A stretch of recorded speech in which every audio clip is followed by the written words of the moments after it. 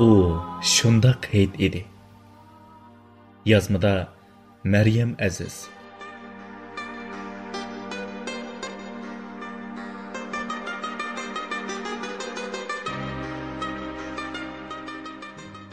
Anamızın ətiki yeni kiyimlerimizni kiydirish tayyorligi bilan bir uydagi 5-6 balani kirjuydigan cho'ng dasqa yalang'ashlab, har birimizni necha ibriq ilmon suv bilan navbatlashtirib yuyundirib yotqizib bo'lgandan keyinmi yana nima ishlar bilan o'ylida avvar bo'lib qachonlardan yotganligini belgili bo'lmaydigan. Yezilardagi qaysi bir jamoat tuqqanlarimizning har yili hitning tunji kuni ko'ngil so'g'isi uchun boshqa turib ketmayla 5-6 non yugaklik hashamsiz oddiy dasturxoni bilan maydiyanchiqo'ga yip-yangi mo'chalik pul tayyorlashib, qil sig'maydigan olamcha samimiy mehrni elib o'ylig'i kirdigan. Cho'nglar bilan salomlashib, ko'rp to'ridan o'rnayib bo'g'icha umoqlashib ketganligimizni qasddan ko'zitib, heytliq ta'ma qilishadigan.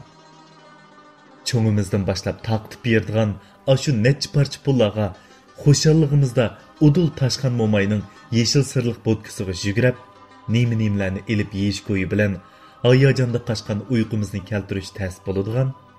U shundoq hid edi.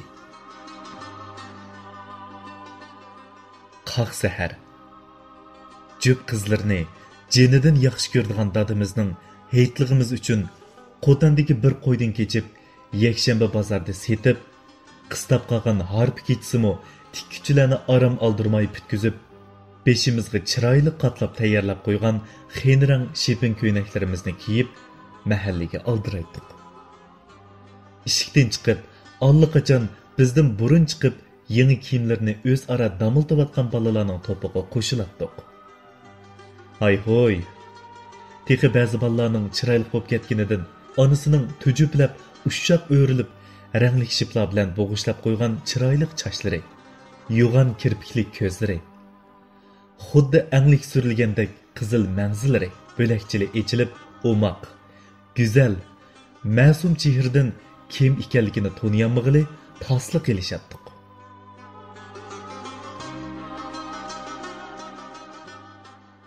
Pakizi süpürülüp, çileklarda saplıq, nogay bilan suv chechiyotgan qo'shni apashlardan kiyimlarimizga chochirib qo'ymasligi uchun chetga dojib turib oladigan. Patichilar uchun ishiklari dangdaram kangri echib etilgan gullik ho'ylilar.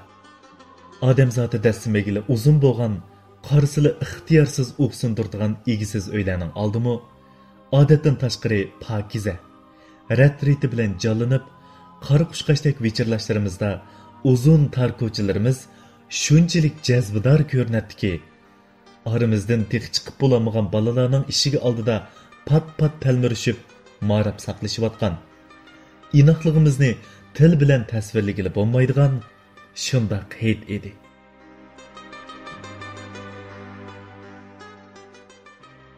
Mahalla do'qmishidagi bolalar o'yinchiqlari bilan yemakliklari sarxil, yengilnib, qo'yildirib echilgan kichik bo'tkidan biz xalqlarning hammasi tepiladigan sapliq rangli kampit, qurt qo'mashlar shunchalik tatliki, har bir eshik oldiga qo'li chevar uy hunarvanlarining bekorchaqlarida eshik beshi, karvat oyig'i, yotgan yopqushlarni, do'ppi unchilarni kashtilab, oilaga kirim qildigan kashtichi onalarimizning to'li saydab o'ltirib, parqirtib, siliqlashtirib o'tgan yo'g'on ko'taklarda yoki loy kesak suplaga to'plashib elib, kampit rangida qizil, yeshil, seriq bo'ylab ketgan tillarimizni selishtirib, xo'shal bo'lishib ketadigan. Shahar tarafning xeyli chetigacha jarangliq anlanadigan heytning eng go'zal yarshig'i, eng yuksak hurmati bo'lgan nag'ri ovozi boshlanishi bilan har xil yemak-ishmak, ushshoq tijorat qiladigan. Samspaz purchaqchining g'o'r chiqib turadigan mezilik boq purchaqlari, turdi qapasning ostida cho'g' yenib turadigan to'g'ri sho'rpisi. Bir kechida 5-10 qo'yning zasuylarini qo'yib ulgurtib, atisi pokiza setib bo'ladigan yurtqa danqi ketgan erkin zasuyining sap seriq, höppidi pishqan hesiplari. Ani shundoq nozu ne'matlar besilgan qo'l harvilari og'zimizga seriq suv keltirib o'tishga boshlaydi. Ularning uchisida hech bir Heytning ifodasini topqili bo'lmasa-mu, kecha-kecha o'tqalab qardab ketgan kiyimlari, shaltoqlashgan sapma oyoqlari. Ularning halol tijorat yo'lidagi qizg'in amgiki yuz inovatiga daxl yetkazmaydiganligi hammaga ayon edi. Ish qilib tar ko'chadan bozorga otlanganlar qancha aldirash bo'lsin, do'qmish-do'qmishda salom soatlashib, qandaqdir bir arzimas ishlar tufayli qizirishib, adovatlashib qolgan tam qo'shnilarningmi tabriklashib gap qilishayotgan tatliq ko'rinishlar bilan xislatining ko'pligini oshkorlaydigan u shundoq Heyt edi.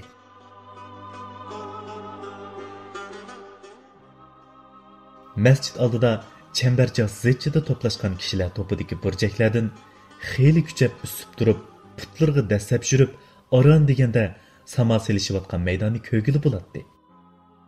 U yer bu yerdan so'qinib beqibmi, boshqalarning ho'mishiga, tanisiga qolgan kapsiz o'g'illar oxir bo'lmay kiyimlarining yirtilishiga qaramay daraxt ustiga yomishib olib, isqartishib, oradan tunishlarni ko'zi chaqirishib, o'ziningmi mushu so'rinda borligini bildirishib ketishadi.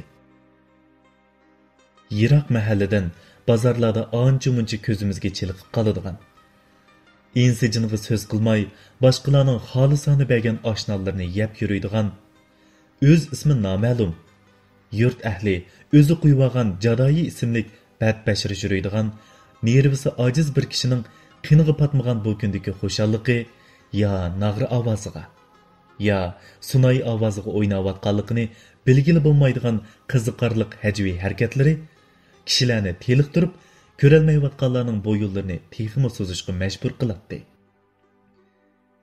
Ayyuhan nas, nima degan yiqimliq, nima degan nafs harakatda?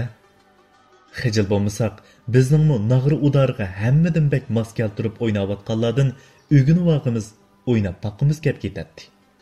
3 kunlik bu Heyt ana shundoq go'zal, hayajonli minutlarda mangu shu peti to'xtab qolgan debmi o'ylab qoldik. Kun qiziqida kuyib ussab, cheksidan tar iqib ketsimi, belaklari nag'rini bo'lishiga urib telib ketsimi, qo'rsqi echib tortishib ketsimi, yurt xo'shalligi uchun nag'ri chag'an, kanaylari ko'pib, og'zi qurib, yerib ketayotgan sunaychi tog'larimizning jafosi hech esimizdan chiqibli ketadi. Mo'lchilik qaplagan qistan bozordagi quruqtilib ketgan papa yangi daslarga, qip qizil maylozi bilan pintozi yeyilgan mezilik lampung harvisiga, ranglik pishirgan tuxumchilarning sevatlariga, qo'l bilan cho'rib chiqirdigan yerlik qaymoq marajlarga qaytadan ko'z yugurtib, tetib boqmagan qandoq yemeklik chiqib qolar degan xiyolda ashu parcha pullarimiz kun o'ltirib qorong'i tushguncha qancha xashlasakmi tugamaydigan, yana texi kimlarningdir yanchug'idan tushib qolgan tangi pullarni tepib elib, o'zimizni qaltis omid kelgandek his qiladigan shundoq Heyt edi. Albatta, do'st-yorlar, och-singil qarindoshlar oddiy bo'yniga esib elib, 3 kundan keyin chiqarib beradigan rangsiz suratga tushib olishmi Heytdagi muhim ishimizning biri hisoblanadi.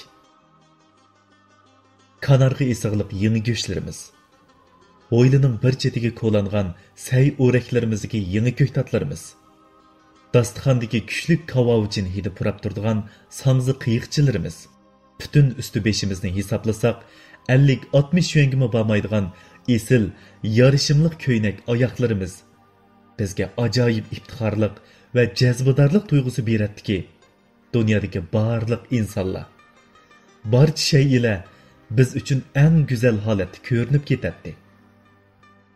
Qisqagina 5 kunlik Heyt, yiroq yaqindagi eshak harvisi bilan velosipeddan iborat bu oddiy qatnash quroli bilanmi shuncha ko'p tuqqanlarning o'zaro erinmay izlashadigan, orqa hovlining kigiz ustida qig' hidi bilan chirmashgan bog' havosida yonpashlashib, parang temisidan may bo'lishadigan, o'gisiga may bo'si ko'tarilmagan, oqshimi chirig'i baldur o'chadigan, egi chaqsiz kesal dasturxonlardimi sirli holda qatlama go'shtlarni ko'gil bo'ladigan, telefonsiz didorlashadigan u shundoq sap Heyt edi.